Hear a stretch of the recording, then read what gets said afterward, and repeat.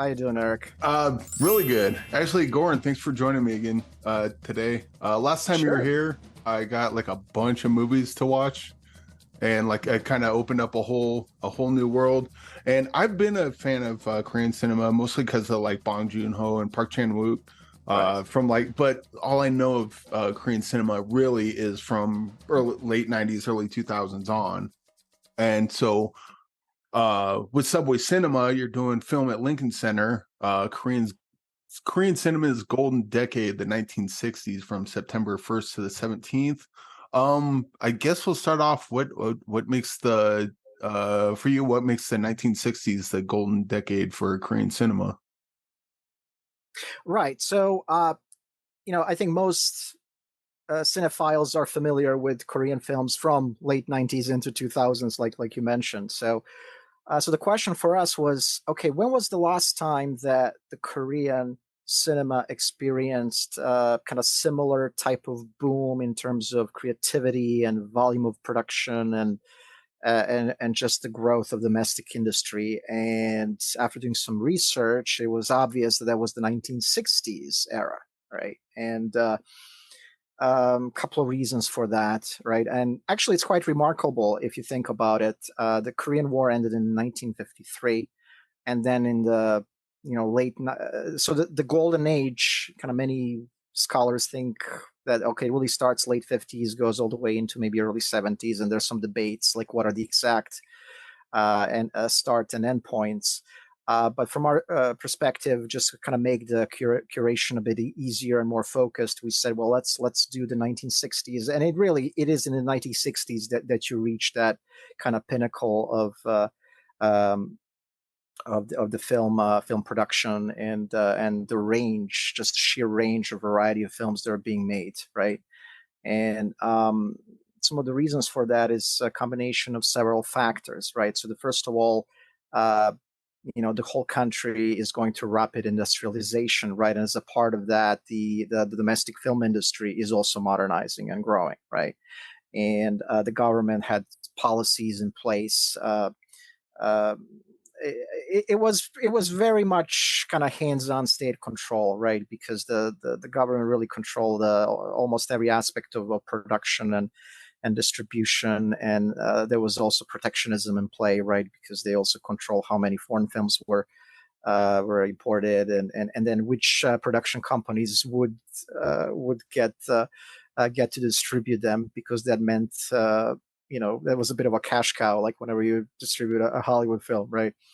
Um, so anyway, so there were all these circumstances in terms of policy that then impacted how the production system was structured and grew in Korea, and it sort of became sort of like a Hollywood studio system, although with Korean characteristics certainly. And at the time, there was also just a lot of creative energy, right? Uh, Rebuilding after the war, and a lot of passionate filmmakers who had stories to tell, and that kind of all aligned fortuitously, right? So, and that time period produced a lot of brilliant films that, I mean, to this day, I really they stood the test of time, and I think this is a great opportunity for people to experience and get to know some of these great films. That's really our classics of world cinema, not just Korean cinema. Yeah. In like the contemporary, one of the things I love about Korean movies, at least the ones I've seen, the contemporary ones, is on the surface they look like movies that kind of American movies, like Mhm. you take like Memories of Murder, for example. It's like, oh, okay, I know what this is, and then you start Yeah, watching and go, I don't know what this I don't is. know what this is, right? And I was wondering if that was like a contemporary thing, but then I saw of the ones that you have listed, I've only seen Bloodthirsty Killer Mhm. just last night, Yeah, I and saw it in and that. and that has the same kind of energy. It's like, oh, Mhm. okay, this is a film noir. I know what this is. Oh no, I don't have any I idea don't. where do you suppose that creativity comes from? Because it feels like almost like they're going by like certain kind of uh American formula, and then they twist it in such amazing ways almost every time. Yeah, that's a really good observation. So, where does it come from? I mean, obviously, they all had a model in terms of what to follow, and there was that exposure to Hollywood filmmaking, but also, I think, exposure to European films as well, right?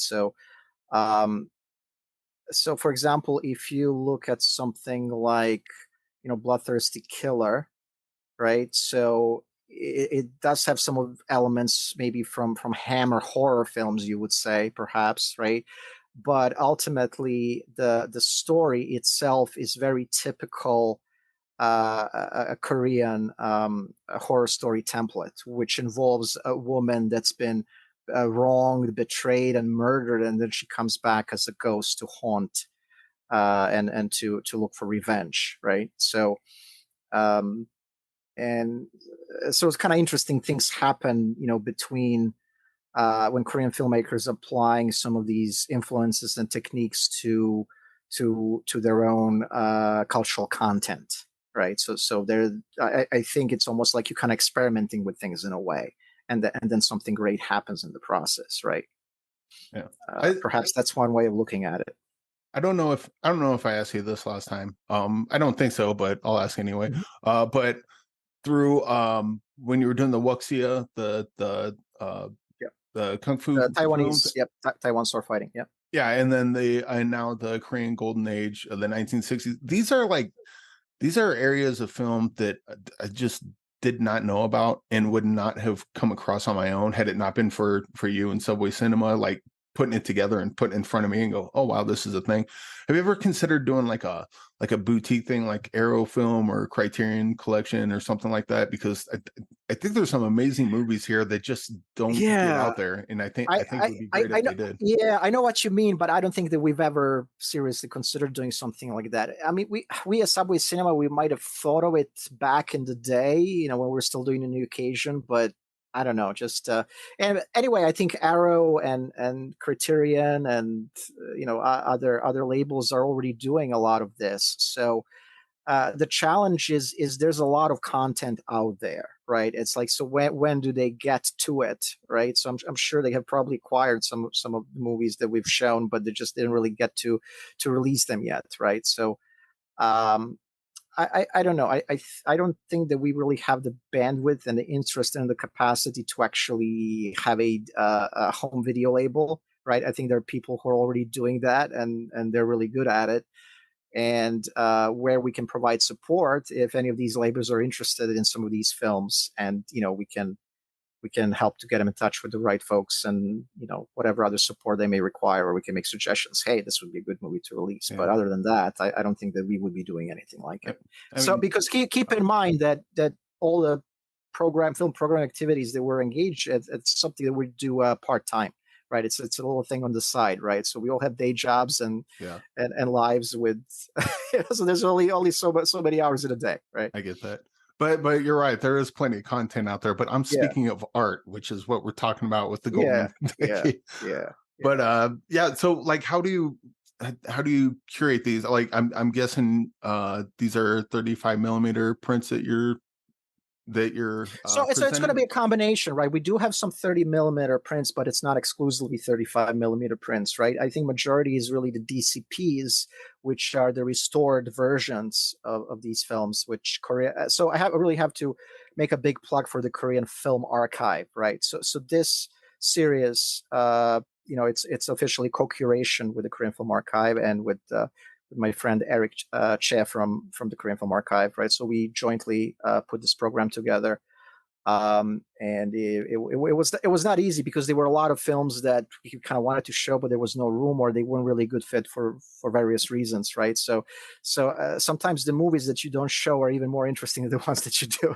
So, but anyway, there's a lot to explore there for those who are interested, and there's Korean Film Archive has a YouTube channel for it. But Korean Film Archive has provided majority of the screening materials, and over the years they've done a great job restoring these films, and also working with other film archives around the world to see if they can find some of the films that were considered lost, right? So, and they have also worked on kind of negotiating and clearing all this copyright permissions for us to be able to show these movies in New York. Because when it comes to the old films, it's usually challenging to figure out who is the copyright holder, especially since some of these companies no longer exist. So kind of trying to establish that chain of ownership and who do you need to talk to, and maybe that's this elderly gentleman in Korea somewhere, and trying to reach them and just like talk to them on the phone. So they Korean Film Archive has done a lot of that work in order to make this series possible. And It's I also want to give shout out to the Korean Cultural Center in New York, who has also supported this program as well, especially from the financial side. So you can imagine the cost they're involved in putting all this together. Yeah, I'm not familiar with like the Asian politics, only in so much that the American propaganda allows me to. But I've heard that the like Chinese, for example, there's a lot of censorship there. So I imagine it'd be hard to go back to find movies that they don't want to see, or maybe I'm completely ignorant and wrong about that. Have you found it easier, more difficult, or about the same to kind of find Korean movies in that regard? No, for Korean movies, it was not difficult at all, right? Because um, there's really no, I mean, censorship anymore in that regard, right? So I think with the China, maybe things are a little bit more challenging when it comes to programming films from mainland China, just because of the politics. They're kind of becoming increasingly sort of moving toward a kind of new Cold War in a way, right? So any kind of cultural exchange almost kind of becomes suspect, which is unfortunate, right? So and but as far as South Korea is concerned, I mean, it's a democracy, and there's really no censorship. Like, I mean, it used to be back in the day. It was more of an authoritarian government, and it's actually sort of some of the policy decisions that the government made back in the day kind of contributed to the decline of the film industry in Korea in the 70s and into the 80s, and it didn't really truly come back until the new Korean cinema. So. Yeah. Um, yeah. So last time you were here, I had you put a movie in the box, and we haven't pulled it from the box yet, but I know I was going to talk to you, so I watched Dragon Inn anyway. It was pretty rad. Right. But so we got the good kung fu movies, 1960s Korean cinema. What's like another kind of overlooked, not just a movie, but like an overlooked kind of film area, whether it's Asian cinema or wherever that Oh, I can start watching now. So when I talk to you a third time, then I don't have to cram the night before. well, I mean, I gotta tell you, we don't really plan that much in advance. Like, what do we want to focus on next as far as our programs, or Yeah. putting a spotlight on a kind of previously unknown or lesser known area of Asian cinema? I mean, I don't know. Sometimes it's um uh yeah, it's hard to say really. um we might uh although this is not unknown, but I don't know, we might do something. We're thinking of for our next old school Kung Fu Fest. Potentially, we would put a Spike or an Angela Mao as an action star. But I don't know if you're familiar. I'm not. So this is perfect. Okay, all right. So there's it's a Taiwanese actress, but she also worked in Hong Kong and made a lot of movies in Hong Kong as well. So um, I guess yeah. I guess similar to that question, like what kind of what put all these different decades and areas of film on your radar? Because they were never on mine until I came across you. So like what put these type of movies on your radar? Well, I mean, maybe it's a little bit easier for us just in the sense that we kind of have been focused and specializing in East Asian cinema in particular for the past 20 years, right? So there are a lot of, when we're doing our own research and we're, learning about things, then okay, what about this? Oh, wait, oh, this is interesting. They were making these gambling films in Taiwan back in like the 80s or something. Oh, maybe that would be something interesting to, so that's sort of how these things come about, I guess, and it's out of our own personal curiosity, right? So Yeah. we come across something. It's like, oh, I'd like to learn more about this. Like, are there movies? Like, what who can we talk about? Okay, let's talk to the film market. I like so this guy. It's like that's how it happens, right? So It's kind of um, it's kind of fun, like you're in exciting, like just being like, oh, I watch a lot of movies, I know all this, and then you find like this little corner of like film. It's like, wait, where did this come from? And then you get into that, and then you look into someone else, like, oh wow, and so it's Yeah. kind of like the Dunning-Kruger effect. The more you know that you don't know. Yeah, So exactly. So even what we know is like maybe here, and what we don't know is like all the way up yeah. there, right? So that's how it is, right? So, but you know, as long as we're able to share these films with appreciative audiences, you know, we're going to keep doing it, right? So Yeah. Well, Goran, it's great to have you on again. And we got the Korean cinema's golden decade, the 1960s, from September 1st to the 17th at Film at Lincoln Center. And I suppose you can go to subwaycinema.com and learn correct. everything You you can go need to to know. subcinema.com, and you can also go to filmlink.org to purchase tickets. That's the Film and Lincoln Center's website, so they're taking care of all that. All right. Well, Goran, pleasure having you as always, and hope to talk to you again soon. Yes, thanks for having me, Eric. Always good chatting with you. Take care. Thank you.